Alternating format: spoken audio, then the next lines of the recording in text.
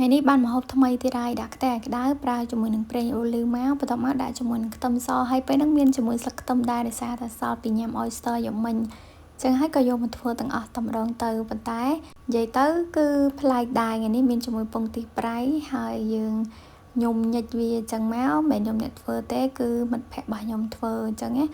ហើយញិចចឹងទៅអានេះខ្ញុំឆាជាមួយនឹងសាច់គ្រឿងសមុទ្រណាបងតិចទៀតបងដឹងតែខ្ញុំឆាមួយសាច់អីគេនិយាយទៅរសជាតិគេឆ្ងាញ់ប្លែកដែរហ្នឹងណាហើយយើងញិចវាបែកល្អចឹងមកបន្ទាប់មកទឹកសោសនេះវិញមានដូចជាប៊ីចេងប្រេងខ្យងស្ករសអីអញ្ចឹងណាបងនិយាយទៅយើងធ្វើទឹកសម្រាប់ឆាអញ្ចឹងកុំឲ្យពិបាកពេលយើងធ្វើរយគ្រឿងទៅវាយូរអញ្ចឹងបងអាចខ្លោចពងរបស់យើងបានហើយប្រើជាមួយនឹងក្តាមនិយាយពីថាក្តាមថ្ងៃនេះមាន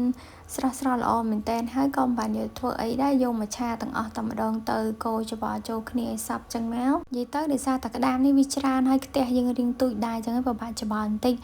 ហើយចំពោះសាច់វិញខ្ញុំមានសាច់គោបងហើយសាច់គោនេះមានតឹងស្រស់យកមកថ្មីហើយនឹងក្លាសេអញ្ចឹងហើយពណ៌វាដូចគ្នាទេហើយក៏មានជាមួយនឹងបាកាដែរស្រស់ជាមួយនឹង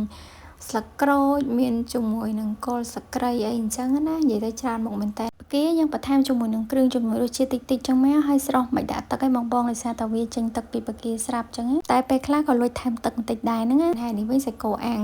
ពេលប្រឡាក់ហ្នឹងខ្ញុំភ្លេចប្រាប់របៀបប្រឡាក់បាត់ហើយបងហើយអត់សូវបានថតអីច្រើនប្រហែលនេះដោយសារតែយើងប្រញាប់ញ៉ាំពេកហើយម្ហូបថ្ងៃនេះមានដូចជាបាកាស្រស់មានជាមួយនឹងក្តាមឆាជាមួយនឹងពងទាប្រៃ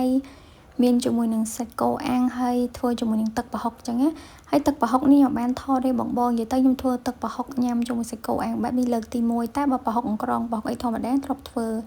មានជាមួយនឹងម្ជូរហើយញ៉ាំសាច់ច្រើនអញ្ចឹងក៏យើងក៏មានជាមួយនឹងម្នាស់ដែរ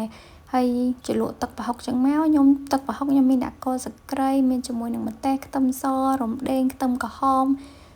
ជាមួយនឹងសណ្តែកដីចឹងណានិយាយទៅតាមចូលចិត្តអ្នកណាចូលចិត្តបែបណាគឺលេខបែបនឹងខ្លួនឯងទៅគ្រឿងក្រៅគឺដាក់ខាងក្រៅទេហើយប្រហុកនេះមានអីបងរសជាតិញ៉ាំបានដែរតើហើយសាច់គោវិញនិយាយពីថាដាក់មួយចានអស់បន្ទាប់មកទៀតមានជាមួយនឹងត្រីសាម៉ុនដែរអញ្ចឹងណាហើយម្ហូបគឺមានតែប៉ុណ្្នឹងទេដល់ស្អែកឡើងគឺជៀនពងទាញ៉ាំ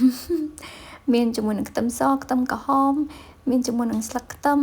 អំបិលប៊ីចេងទឹកត្រីស្ករនិយាយទៅអំបិលដាក់បន្តិចបានហើយបងហើយខ្ញុំលាយជាមួយនឹងទឹកធម្មតាបន្តិចដោយសារតែអត់មានទឹកដោះគោអីទេហើយជាតិញ៉ាំជាមួយបបរសអញ្ចឹងនិយាយពីថាឆ្ងាញ់មែនតើហើយថ្ងៃនេះពីព្រឹកដល់ថ្ងៃត្រង់គឺខ្ញុំញ៉ាំបបរនឹងរហូតដោយសារតែយើងដាំសល់ហើយអញ្ចឹងហើយញ៉ាំតែម្ដងទៅដល់ល្ងាចឡើងមកញ៉ាំបាយធម្មតាហើយវីដេអូរបស់ខ្ញុំគឺមានតែប៉ុណ្្នឹងទេអរគុណបងមើលមកដល់កន្លែងនេះបើសិនចូលចិត្តកុំភ្លេចចុច like page like វីដេអូនេះម្នាក់មួយក៏បានដែរអរគុណជម្រាបលាបាយបាយឆាប់ចូលគេងណា Good night